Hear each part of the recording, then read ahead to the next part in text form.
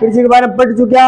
आज आप पढ़ांगा मोटे अनाज के बारे में। सबसे प्रारूप हो गया अपना। चलो आज का हमारा टॉपिक रहेगा मोटे अनाज के बारे में। इसके बारे में मोटे अनाज के बारे में। ज्वार, बाजरा और रागी भारत में उगाए जाने वाले प्रमुख मोटे अनाज हैं। अगर हम बात करें कि मोटा अनाज होंगे कौन कौन से होते हैं? ज्वार होता है, बाजरा होता है और रागी। ये वो मोटे अनाज हैं जो प्रमुख रूप से भारत में उगाए जाते हैं। प्रमुख रूप से भारत में उगाए जाने वाले मोटे अनाज कौन कौन से? ज्वार, बाजरा और रागी हैं। अब अन्य के कई जा मोटे अनाज कहते हैं, लेकिन इनमें पौष्टिक तत्वों की क्या होती है? पौष्टिक तत्व, तत्व की मात्रा ज्यादा होती है। की मात्रा क्या? मोटा अनाज तो कम, लेकिन फिर भी आका मैंने पौष्टिक तत्व की मात्रा क्यों है? ज्यादा है। लेकिन आका मैंने पौष्टिक तत्व की है मात्रा ज्यादा है। क्या में? ज्वार, बाजरा और रागी के में। क्या कह? ज्वार की बात कर रहे हैं आप। क्या कह आधार पर? उत्पादन के आधार पर ज्वार है वो क्या है? तीसरी महत्वपूर्ण फसल है। तीसरी महत्वपूर्ण फसल है। पहली चावल, दूसरी और तीसरी ज्वार। ठीक है, तीनों याद रखें। तीसरी महत्वपूर्ण फसल है उत्पादन के आधार पर। खाद्यान्न फसल है। ज्वार भी की एक खाद्यान्न फसल है। ठीक है, कड़ा उगाई जावे, आर्द्र क्षेत्र का मायने उगाई जावे। इसलिए का मायने सिंचाई की आवश्यकता नहीं। खाद्यान्न फसल है, आर्द्र क्षेत्र का मायने उगाई जा, इसलिए इसमें सिंचाई की आवश्यकता नहीं होती है। राज्य के मायने ज्वार हो गए। ज्वार के बारे में पढ़ रहे हैं आप। एक तो है महाराष्ट्र, एक है कर्नाटक, एक है आंध्र प्रदेश, एक मध्य प्रदेश, एक है मध्य प्रदेश। ये चार राज्य के ही प्रमुख ज्वार उत्पादक राज्य हैं। क्या के बारे में पहले देखा आप? मोटा अनाज के बारे में पढ़ा। मोटा अनाज क्या कहे? ज्वार, बाजरा और रागी क्या है? प्रमुख है भारत में उगाए जाने वाले महत्वपूर्ण या मोटे अनाज हैं। अब एक में भी पौष्टिक तत्व पाए जावे, हमें पौष्टिक तत्व पाई जाए। उत्पादन के आधार पर अगर आप बात करें तो ज्वार है ना, उत्पादन और क्षेत्रफल के आधार पर भारत की तीसरी महत्वपूर्ण खाद्यान्न फसल है। उत्पादन और क्षेत्रफल के आधार पर तीसरी महत्वपूर्ण खाद्यान्न फसल कौन सी है? ज्वार। पहली सबसे ज्यादा खाना रही चावल, दूसरी गेहूं और तीसरी ज्वार है। अब देखो ज्वार में के खाद्यान्न तो महत्वपूर्ण खाद्यान्न फसल होगी, आर्द्र क्षेत्र का मायने उगाई जावे, इसलिए सिंचाई की आवश्यकता के मायने होने। राज्य की अगर आप बात कराने तो महाराष्ट्र, कर्नाटक, आंध्र प्रदेश और मध्य प्रदेश में प्रमुख तरह से क्या उगाई जा? ज्वार उगाई जावे। समझ में आ गई? ज्वार समझ में आ गई? अब आप पढ़ना क्या के बारे में? बाजरा के बारे में। दिखने क्या के बारे में? बाजरा के बारे में। बाजरा अपने क्यों है? बाजरी तो है। तो बाजरा के लिए मिट्टी की आवश्यकता है बालू मिट्टी। ठीक है, किसी मिट्टी की आवश्यकता है? बालू या फिर काली मिट्टी। बालू या फिर काली मिट्टी का माइन प्रमुख तस्वीर उगाई जावे। कि देखो राज्य की अगर आप बात कराने कौन सा राज्य का माइन क्यों है? बाजरो। तो पहला राज्य है राजस्थान, दूसरो है उत्तर प्रदेश, फिर है महाराष्ट्र, के बाद में अगर आप बात करा तो है हरियाणा और राजस्थान का पड़ोसी राज्य है ना गुजरात। तो पड़ोसी राज्य एक तो राजस्थान में पड़ोसी राज्य की बात करें उत्तर प्रदेश, गुजरात, हरियाणा, तीन तो पड़ोसी हो गया। एक है महाराष्ट्र और जो बेल्ट है ना अपना राजस्थान एक मैंने क्या उगाई जाए?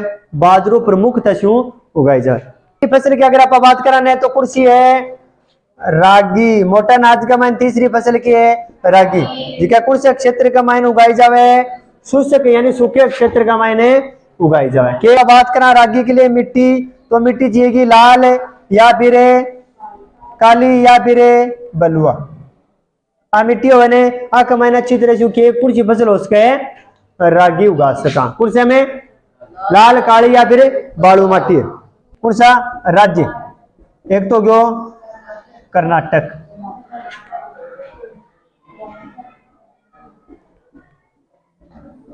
उत्तराखंड, तीन याद कर लियो ठीक है। कर्नाटक हो गयो, हिमाचल हो गयो, उत्तराखंड हो गयो। यही का कई प्रमुख उत्पादक राज्य है। तो आप तीन फसल पढ़िया। ज्वार के बारे में अगर देखा नहीं तो ज्वार भारत की तीसरी महत्वपूर्ण खाद्यान्न फसल है। खाद्यान्न फसल आर्द्र क्षेत्र का मान उगाई जाए, सिंचाई की आवश्यकता कोई नहीं। महाराष्ट्र, कर्नाटक, आंध्र प्रदेश, मध्य प्रदेश का प्रमुख उत्पादक राज्य। बाजरे की अगर आप बात करें तो बालू मिट्टी या काली मिट्टी की आवश्यकता है बाजरे के उत्पादन में, ठीक है। राज्य के राजस्थान, उत्तर प्रदेश, गुजरात, हरियाणा और महाराष्ट्र का मान उगाई जाए। राज्य ने शुष्क ऋतु की फसल है, इसके लिए मिट्टी चाहिए लाल, काली और बालू मिट्टी। राज्य कर्नाटक, हिमाचल और उत्तराखंड में प्रमुख रूप से उगाई जाए। तीनों फसल होगी ने। अब पापा पढ़ांगा और तक कोई दिक्कत कोई नहीं। क्या की बात कर रहे हैं? मक्का की, ठीक है ना। मक्का मेवाड़ को प्रमुख भोजन है। मेवाड़ में सबसे ज्यादा क्या खाई जाए? मक्का खाई जाए। खाने के भी काम में आवे प्लस चारा, दोनों रूप में काम में ले जाए। कौन सी फसल है? मक्का, ठीक है। कौन सी ऋतु की है? खरीफ की। तापमान 21 डिग्री सेल्सियस से 27 डिग्री सेल्सियस के मध्य क्या चाहिए इसमें? तापमान की आवश्यकता। मक्का एक ऐसी फसल है जिसमें खाद्यान्न और चारा दोनों प्राप्त होता है। मक्का खरीफ की फसल है और 21 डिग्री से 27 डिग्री का मध्य तापमान होने भट्ठा मक्का उगाई जावे, ठीक। पुरानी जलोढ़ मिट्टी मतलब है बांगर है। हाँ अब लिख खाने बांगर मिट्टी चाहिए कमाने, किसी बांगर क्या खतरे? मक्का उत्पादन के लिए, ठीक है। एक तो ज्यादा पैदावार देने वाले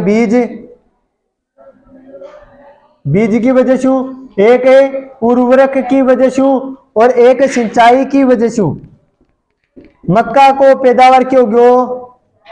मक्का पैदावार ज्यादा हुआ है किसकी वजह से? एक तो कापा नई किस्म का बीज लेके आ गया जिसमें पैदावार ज्यादा हो लगी। दूसरी कापा एक मायने उर्वरक ज्यादा छिड़का लग गया, खाद को ज्यादा इस्तेमाल करा लग गया, यूरिया ज्यादा डाला लग गया जिससे उत्पादन क्या हो गया? ज्यादा। तीसरा उत्पादन कैसे ज्यादा हो लगे?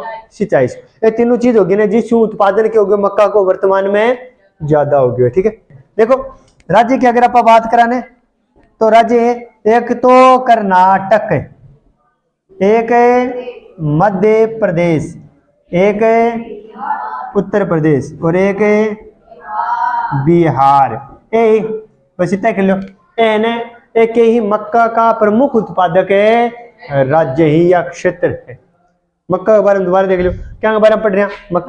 मक्का एक सी फसल है जो खाद्यान्न में भी काम आती है और पशुओं के चारे में भी काम आती है। खरीफ ऋतु का मायने बोई जाए, लेकिन बिहार का मायने रब्बी के मायने बोई जाए। और नोट करके लिख लियो कड़े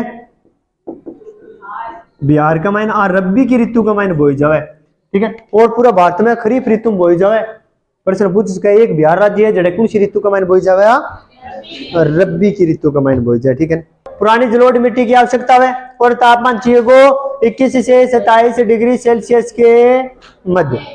ज्यादा पैदावार देने वाले बीजों के उपयोग से, उर्वरकों से और सिंचाई से मक्का का उत्पादन क्या हो गया? ज्यादा हो गया।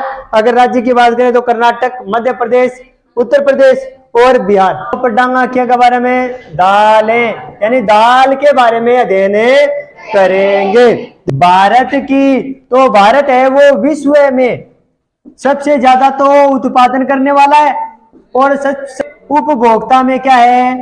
प्रथम स्थान पर है। किस स्थान पर है? प्रथम स्थान। तो शाकाहारी खाने की अगर हम बात करें ना, शाकाहारी खाने में दाल है ना, दाल वो क्या देती है? सर्वाधिक प्रोटीनें देती है, सर्वाधिक प्रोटीनें देती है। शाकाहारी खाने में सबसे ज्यादा प्रोटीन किस में होता है? दाल में होता है। अगर आप बात करा दाल की तो दाल कौन सी? एक तो तुर ना आपा के कवा अरहर, शाबाश, शुरुआत में बताइए मैं जाने तुर, फिर हाँ उड़द, शाबाश, मूंग, शाबाश, मसूर, और लास्ट रहेगी एक यही प्रमुख दाल है। तुर्की यानी अरहर की दाल आवे, उड़द क्या, मूंग क्या, यही सगली की सगली दलहनी फसलें हैं। ये जितनी भी दाल है ना, इन्हें नमी क्या चाहिए? कम चाहिए। और शुष्क, जहाँ शुष्क मौसम होता है ना, उसमें भी ये उगाए जा सकते हैं। किसको? दाल को। कि दाल को शुष्क मौसम में भी उगाया जा सकता है। नमी क्या चाहिए? इसे कम चाहिए, कम नमी की आवश्यकता होती है, और शुष्क मौसम में भी उगाया जा सकता है। फिर पे अरहर को छोड़कर, किसको? अरहर को छोड़कर ये क्या होती है? फलीदार फसलें होती है। क्या होती है? फलीदार फसलें होती है, जो क्या करती है? जो भूमि की उर्वरता बढ़ाती है। ठीक है, क्या की बात करें? सगली दाल की, सिर्फ एक ने छोड़ दिया अरहर ने, और सगली जितनी भी होने फलीदार फसल है, और वे क्या काम करे? भूमि की उर्वरता बढ़ाने को काम करे। राज्य की अगर आप बात करें तो मध्य प्रदेश, महाराष्ट्र, राजस्थान और उत्तर प्रदेश और कर्नाटक एक ही प्रमुख दाल उत्पादक राज्य है। यही दाल के बारे में दोबारा देख लो, दाल के क्या बारे में पढ़ रहा? दाल के बारे। भारत विश्व में प्रमुख दाल का उत्पादक राज्य और प्रमुख ही उपभोक्ता राज्य है। किसका? दाल का। दाल शाकाहारी खाने वालों के लिए दाल क्या है? सर्वाधिक प्रोटीन देने वाला स्रोत होती है। सबसे ज्यादा प्रोटीन क्या में मिल रहा है? फिर दाल में मिल रहा है। तुर यानी अरहर, उड़द, मूंग, मसूर, मटर, चना, ये सभी क्या है? दालें हैं।